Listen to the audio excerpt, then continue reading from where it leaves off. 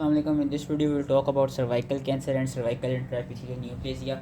Mostly from Irfan जो चीज़ें additional होंगी जो कि यूजली ट्रीटमेंट वाली साइड पे हैं वो मैं क्या कहते हैं अलग से बोल लूँगा जो कि टेंटिजस में लिखी हुई हैं। तो cervical intraepithelial neoplasia we know कि it is your cervical dysplasia with intact basement membrane.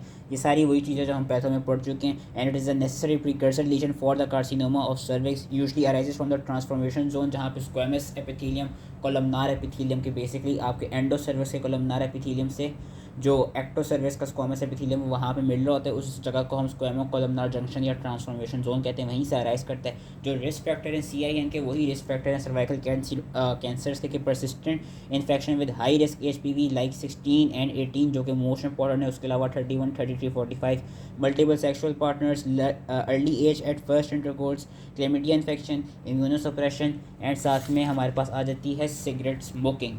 CIN1 क्या होता है? CIN1 is when the mild dysplasia is involving the lower 1/3 of epithelium, and CIN2 is when there is moderate dysplasia involving the lower 2/3 of the epithelium, whereas CIN3 is severe dysplasia involving the full thickness of epithelium.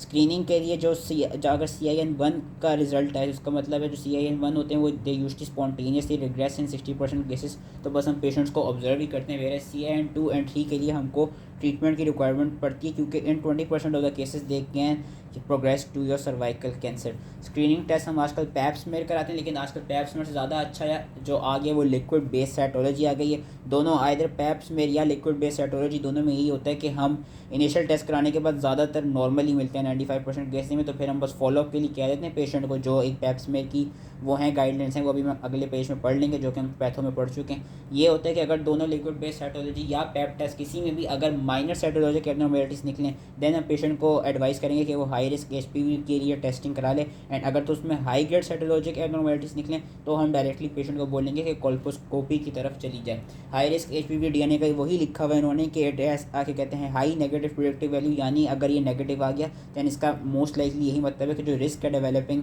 Cervical cancer का वो काफ़ी लो है। And हम ये कराते कब हैं? अगर तो हमको वही जो ऊपर दिखाया था, अगर तो हमको इनिशियल स्क्रीनिंग पे माइनर साइटोलॉजिकल एब्नॉर्मैलिटीज़ मिलें तब करेंगे, या अगर ऐसा हो कि क्या कहते हैं वही तब कराएंगे। एंड तब कराने के बाद क्या रिजल्ट आ सकते हैं? या तो नेगेटिव आ सकता है जिसमें रूटीन फॉलोअप करना पड़ेगा, या पॉजिटिव हाई रिस्क HPV आ सकता है। अगर पॉजिटिव हाई रिस्क HPV आ गया तो उस केस में हम उस केस में भी हम इंडिकेट करते हैं कि patient should go for colposcopy. What is basically colposcopy? Colposcopy is a detailed examination of the cervix which identifies your cervical कहते हैं cancers and cervical intraepithelial lesions. It has both diagnostic and therapeutic modality. Basically इसमें हम एक microscope use करते हैं जिसको हम colposcope कहते हैं। एंड होता क्या है कि जो हमारे पास ये हम कराते कब है? ये हम कराते तब हैं अगर तो हमारे पास इनिशियल टेस्टिंग में हाई ग्रेड साइटोलॉजिक एब्नॉर्मैलिटी मिले, या ऐसा हो कि हमारे पास जो HPV DNA की टेस्टिंग आ रही है वो पॉजिटिव आ रही है जो कि हमने ऊपर पढ़ ली है, तभी हम कोल्पोस्कोपी कराते हैं। एंड इसमें साथ में हम एसिटिक एसिड एंड हम आयोडीन भी यूज़ करते हैं। अब ये दोनों हम यूज़ क्यों करते हैं? क्योंकि बेसिकली एसिटिक एसिड क्या करता है? एसिटिक एसिड वो करेगा कि इट वुड बेसिकली जो हमारे पास एरियाज़ होंगे CIN के उन एरियाज़ को वाइट कर देगा कलर में, एंड एज ए रिजल्ट हम उनकी आराम से फिर बायोप्सी ले सकते हैं। वेयरएस आयोडीन क्या करेगा? आयोडीन पूरे सर्विक्स को ब्राउन करेगा, लेकिन जिन जिन एरियाज़ पे CIN होगा वहाँ पे वो ब्राउन स्टेन नहीं कर पाएगा क्योंकि उन एरियाज़ में there is lack of intracytoplasmic glycogen. Results क्या होते हैं? अगर तो लो ग्रेड CIN होगा then we would advise to follow up in 6 months with your cytology, यानी with your liquid based cytology. And अगर तो पॉजिटिव हमारे पास आ जाए, मतलब हाई ग्रेड अपेयरिंग CIN आ जाए, देन हम उसको उसी वक्त भी ट्रीट कर सकते हैं। उसको उसी वक्त ट्रीट किस तरह कर सकते हैं? उसको हम उसी वक्त ट्रीट कर सकते हैं either by your ablative modalities और your excisional modalities. Ablative modalities में हमारे पास आ जाती हैं cryotherapy, laser vaporisation and cold coagulation, बस इनके नाम याद रखने। एंड हमारे पास एक्जिस्टनल प्रोसीजर्स में, एक्जिस्टनल मोडेलिटीज़ में हमारे पास आ जाती हैं लार्ज लूप एक्जिस्टेंस और transformation zone, डायाथर्मी wire and carbon dioxide laser. तो बस ये इन प्रोसेसेस के आपने नाम याद रखने। क्या एडवांटेज है क्या डिसएडवांटेज है वो इतना पता होने की ज़रूरत नहीं है। हाँ ये है कि जो लास्ट लूप एक्जिस्टेंस और ट्रांसफॉर्मेशन जोन है इसका पता होना चाहिए कि जो एक्जिस्टेंस मार्जिन हैं they should be at least 7 millimetre deep, and it has very high advantage of being क्या कहते हैं बीइंग इफेक्टिव के जो 95% वुमेन होती हैं जिनमें ये कराई जाती है they have negative cytology within after 6 months, and it is also cost effective and can provide tissue for pathologic diagnosis. हाँ इसका डिसएडवांटेज भी याद रखना होगा हमने लार्ज लूप एक्जिस्टेंस और ट्रांसफॉर्मेशन जोन का कि it can cause second trimester miscarriages due to large और repeated excision of cervix, it can cause preterm delivery, it can also cause incomplete excision of the legion. Follow up यही होता है कि follow up हम 6 महीने बाद कहते हैं कि लिक्विड बेस्ड साइटोलॉजी और HPV DNA के साथ हैं। अगर वो तब भी 6 महीने बाद भी पॉजिटिव आ रहे हैं देन हम दोबारा कोल्पोस्कोपी कराते हैं। अगर वो दोनों नेगेटिव हैं तो हम रूटीन फॉलोइंग ट्रीटमेंट फॉलो करते हैं जो पैप स्मेयर की होती है कि हम 3 ईयर्स का टाइम देते हैं। अब आ जाती हैं करंट गाइडलाइंस पैप स्मेयर की।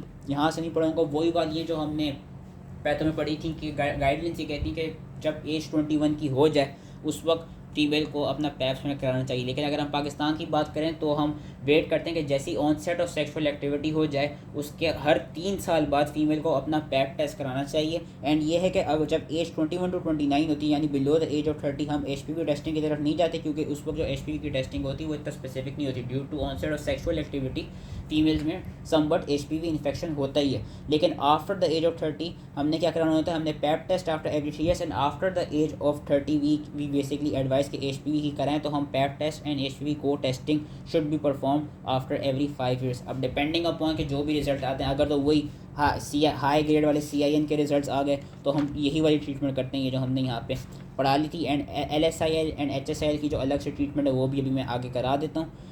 When should you stop pap smear screening? You should stop it when the female has reached the age of more than 65 years plus adequate prior screening has been done। यानी कि 2 negative consecutive co test आ गए in the past 10 years या 3 negative consecutive pap के test आ गए in the past 10 years. There is no history of any high grade dysplasia, no increase risk factors, जो हमने सारे पीछे रिस्पेक्टर्स पढ़े थे कि वो पेशेंट स्मोकिंग नहीं करती हो, कोई HPV रिलेटेड डिजीज़ ना हो, कोई नया सेक्सुअल पार्टनर ना हो, कोई इम्यूनोसप्रेसेंट्स में ना हो, एंड नो इन यूरिट्री एक अलग से वो लिखा हुआ है, इसको बस रीड कर दीजिएगा।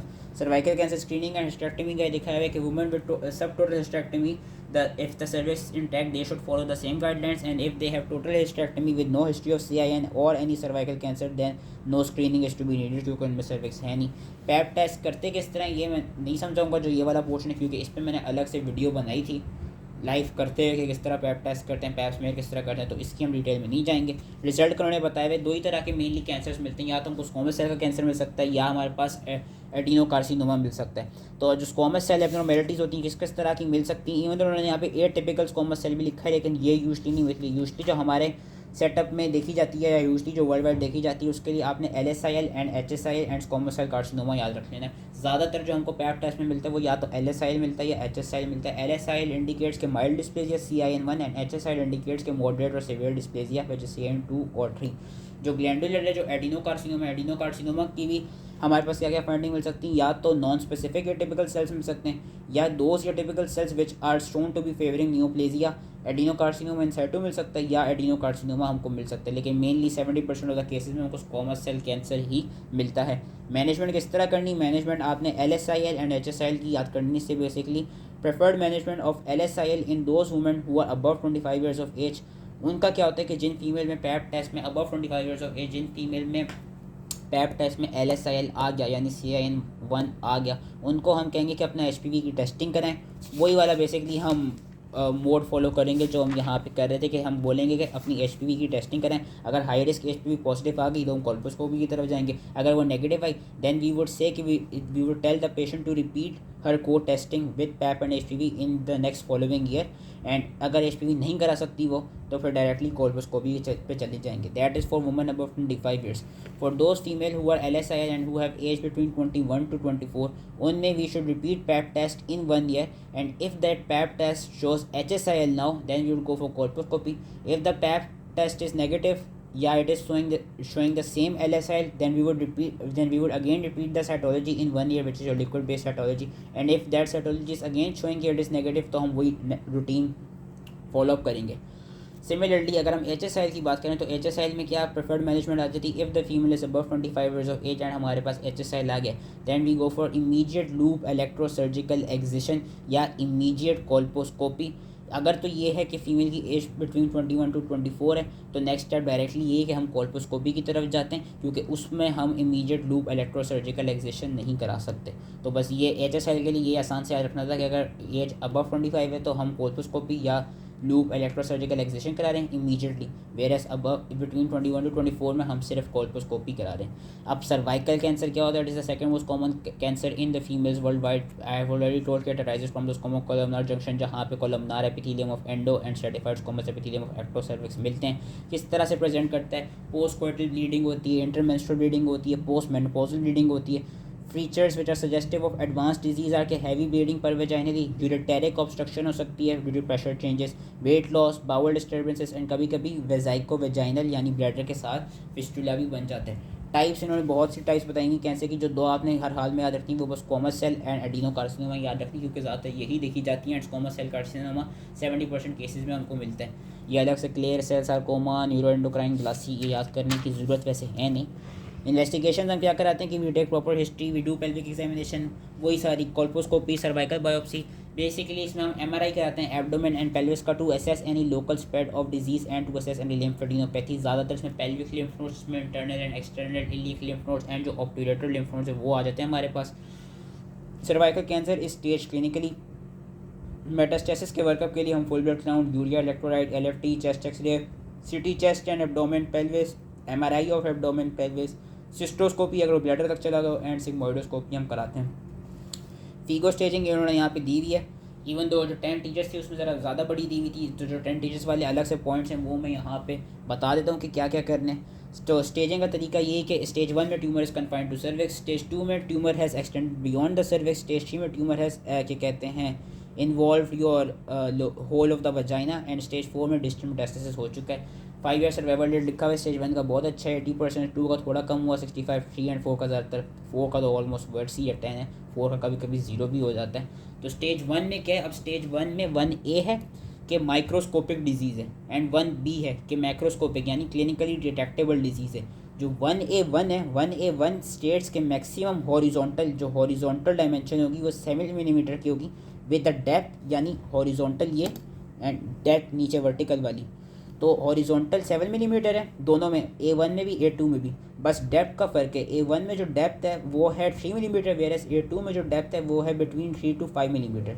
1B में क्या है, 1B में ये कि माइक्रोस्कोपिकली नहीं मैक्रोस्कोपिकली क्लिनिकली डिटेक्ट हो रहे हैं, उसमें हमारे पास B1, B2 एंड B3 आता है। जो B1 है, B1 के लिए it should be less than 2 centimetre, for B2 it should be less than 4 centimetre, and for B3 it should be more than 4 centimetre. यहाँ पे वो लेस देन 2 सेंटीमीटर वाली क्या कहते हैं स्टोरी इन्होंने लिखी हुई नहीं है। जैसे B1, B2, B3 होता है कि B1 में लेस देन 2, B2 में लेस देन 4 और B3 में अबव 4 होता है। स्टेज 2 की अगर हम बात करें कि it has extended beyond the cervix, stage 2 में 2A, अब 2A का भी फर्दर 2A1 एंड 2A2 आता है।